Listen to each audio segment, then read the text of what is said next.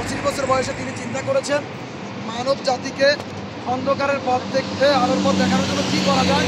তখন তিনি কী করেছেন, হিলফুল ফুজুল প্রতিষ্ঠা করেছেন। 35 বছর বয়সে হাজরা আসদ কবর স্থাপন করেছেন। এরপরে 40 বছর বয়সে 40 দিন অবস্থান করেছেন। একটা দুই তো চূড়া দেখা যায় না,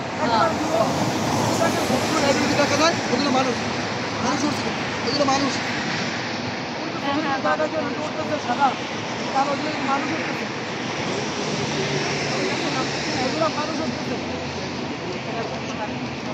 তো যে কথাটা বলতেছি, আমাদের প্রিয় নবী 40 দিন অবস্থান করছেন। কয়দিন? এরপরে জিবরাইল আসছে, এসে বলছে ইকরা পড়ো, প্লিজ কথা বলেন না, বলছে কি ইকরা পড়ো। তখন রাসূল বলছে কি মানা বিকরি, আমি তো পড়তে জানি না। জিবরাইলকে বুকের সাথে চাপ দিচ্ছে, জিবরাইল আমাদের নবীকে আবার বলছে ইকরা, তিনি বলছে মানা বিকরি, পড়তে পারি না। এবং তিনবার চাপ দেওয়ার পর আল্লাহ এমন অবস্থা করে দিয়েছেন যে তাই ধরে রাখতে পারতেছে। সুবহানাল্লাহ। এজন্য দেখবেন কোনো বইয়ের প্রত্যেকটা বই 5 পৃষ্ঠা 5 লাখ মুখস্থ করতে পারে, কিন্তু কোরআন শরীফ আমি একদিনে এক খতম শুনেছি আমার শিক্ষা, বুঝতে পেরেছেন? এবং এক নাগারে 19 বছর কিন্তু আমি খতম পড়াই। তো আমি আমার অবস্থান থেকে এটা বলতেছি এই জন্য যে শুধুমাত্র হাফেজরাই কোরআন মুখস্থ রাখতে পারে, এবং যে কোনো ব্যক্তি চাইলেই কোরআন মুখস্থ করতে পারে। যে কোনো ব্যক্তি চাইলেই কী করতে পারে? কোরআন মুখস্থ করতে পারে। এটা কার রহমত?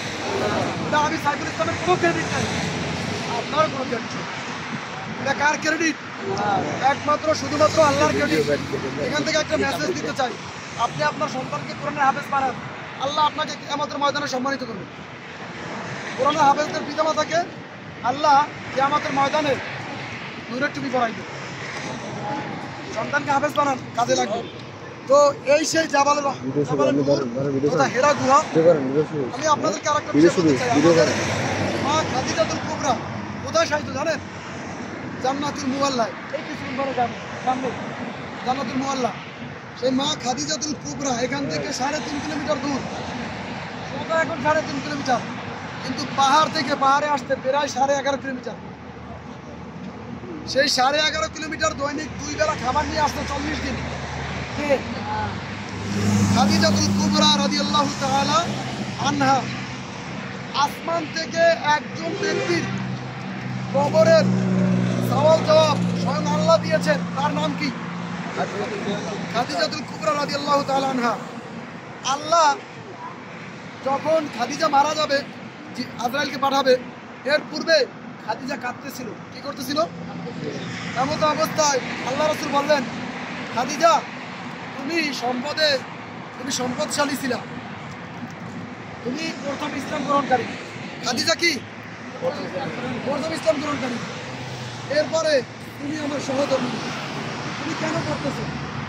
এখন বলতেছে ইয়া রাসূলুল্লাহ, ইয়া হাবিবাল্লাহ, আমি আমার কান্না থামাবো যদি নাকি আপনি বলেন, আপনি এনশিওর করেন, আপনি মানে আমার সাথে আমাকে আপনি কনফার্ম করেন ওয়াদবদ্ধ হন যে আমার কবরের যে 3টা প্রশ্ন, মান রব্বুকা, ওমান দীনুকা, ওমান নবিয়ুকা, তোমার দিন কি ছিল, তোমার রব কে ছিল, তোমার দিন কি ছিল, তোমার নবী কি ছিল, এই 3টা প্রশ্নের উত্তর যদি আপনি দিয়ে দেন তাইলে আমি কান্না থামাবো। বলি সুবহানাল্লাহ।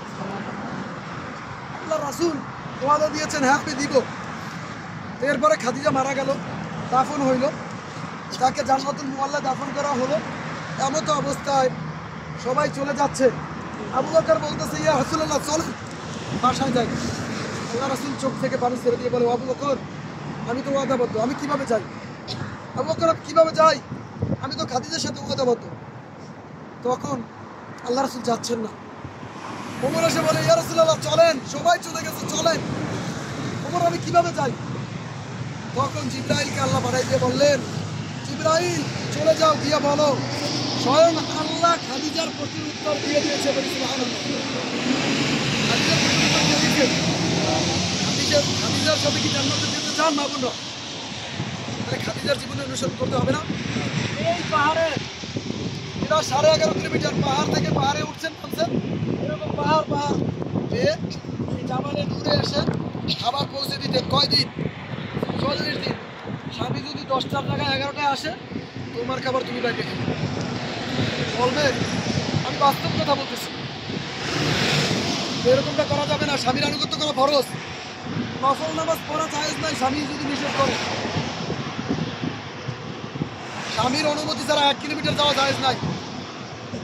একটু বোঝার চেষ্টা করেন, অনেক মাসালা বলার দরকার ছিল, সময় নাই, সময় সংক্ষিপ্ত। এই সেই হেরা গুহা, এখানে রাসূল ধ্যানে মগ্ন ছিলেন, এখানে কোরআন নাজিল হয়েছে। খাদিজার অক্লান্ত পরিশ্রমের কারণে খাদিজার প্রশ্নের জবাব আল্লাহ আসমান থেকে দিয়ে দিয়েছে। খাদিজা কি চারটিখানি মহিলা?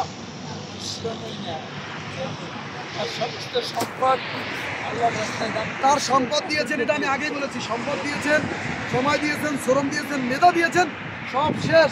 শুধুমাত্র এই জাবালে নূরে যেভাবে এসেছেন এবং এই জাবালে নূরে রাসূলকে যে সহযোগিতা করেছেন। রাসূল সাল্লাল্লাহু আলাইহি ওয়াসাল্লাম যখন নবুয়ত প্রাপ্ত হলেন,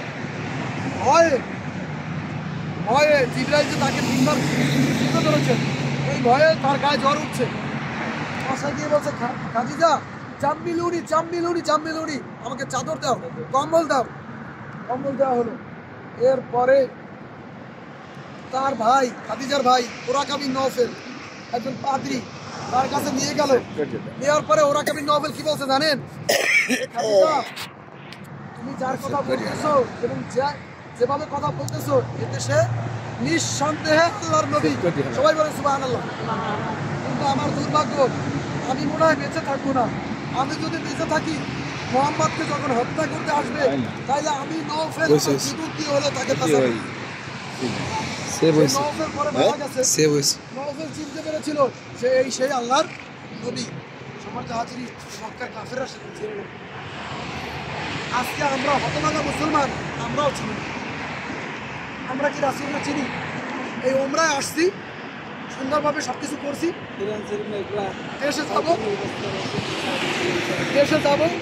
দেশে যাওয়ার পর 5 ওয়াক্ত নামাজ পড়বো না, আমি যুবক, আমি মুরব্বী, আমি তাস খেলবো, চায়ের দোকানে আড্ডা দিব, নামাজ ঠিক এটা হচ্ছে, আমারও হচ্ছে। মা বোনরা ঠিক মতো নামাজ পড়বেন না, সবাই মতো নামাজ পড়বেন না। আসুন, কথা আর দীর্ঘায়িত করবো না। আমি শুধু বলতে চাই, এই যে জাবালে নূর, এর পাদদেশে আমরা আসছি, এ সুযোগ করে দিয়েছে। মা বোনরা সিদ্ধান্ত নেন, খাদিজার মতন ত্যাগ করবে, পারবেন? আপনারা যদি, আমি আমার অবস্থান থেকে বলি, যেহেতু আমি এমফিলের ছাত্র, আমি আমার অবস্থান থেকে বলি, খাদিজা যদি ত্যাগ করছে আর 1 লক্ষ ভাগের 1 ভাগ যদি আপনারা করতে পারেন, তাইলেই আপনারা সফল। বুঝতে পেরেছেন? খাদিজার 1 লক্ষ ভাগের 1 ভাগ করেন। হাদিসের মধ্যে আসছে, কিয়ামতের ময়দানে সমস্ত ব্যক্তির আমলনামা 1 পাল্লা দেওয়া হবে। একজন ব্যক্তির আমলনামা 1 পাল্লা দেওয়া হবে, তারপরে তারটা ভারী হবে। সে কে? আবু বকর। সে কে? আবু বকর।